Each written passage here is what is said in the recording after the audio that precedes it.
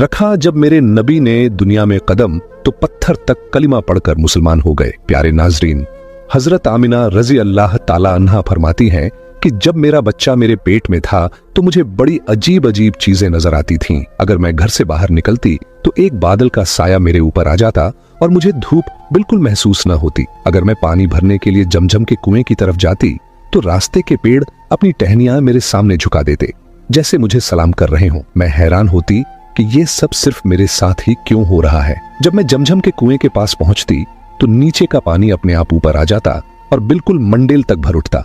फिर मैं अपने हाथों से ही बाल्टी पकड़कर पानी निकाल लेती। मक्का की औरतें मुझे कुएं के पास रोक लेती और जाने न देती।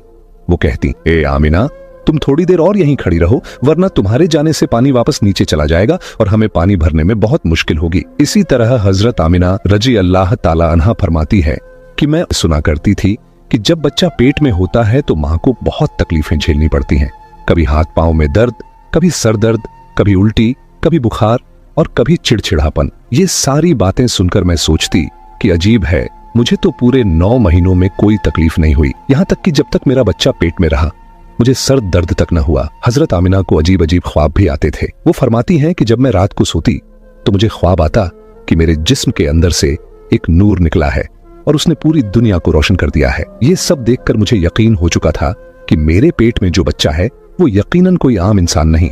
पैगंबर हजरत मोहम्मद मुस्तफ़ा सल्लल्लाहु ताला अलैहि वसल्लम जब अपनी मां हजरत आमिना रजी अल्लाह ताला अन्हा के पेट में थे तो एक रोज आपकी दादी ने आपके दादा को इशारे से बुलाया और कहा, क्या आपको मालूम है ये बहू आमिना बहुत महंगा इत्र लगाती है, मैं तो परेशान हो चुकी हूँ, आप जरा आमिना से इस बारे में पूछिए। ये सुनकर आपके दादा ने कहा, इस बारे में तू ही पूछ लेती, तूने क्यों नहीं पूछा? तो आपकी दादी ने कहा, मैंने कई मर्तबा कोशिश की, लेकिन जब भी मैं आमिना के सामने जाती हूँ तो उसका नूरानी चेहरा देखकर खामोश हो जाती हूँ। आमिना के चेहरे पर इतनी चमक आ गई है कि मैं कुछ पूछ ही नहीं पाती, आप ही जाकर पूछ लीजिए। ये सुनकर आपके दादा ने कहा, तू औरत जात है, घर में रहती है, लेकिन मैं मर्द हूँ, घर से बाहर निकलता हूँ, जो भी मुझसे मिलता है पूछता है, ऐ अब्दुल मुत्तलिब, तुम्हारे घर से इतनी इत्र की खुशबू कहाँ से आती है? और हाँ, एक अजीब बात यह है कि इत्र की खुशबू वहीं से आती है जहाँ आमिना जाती है।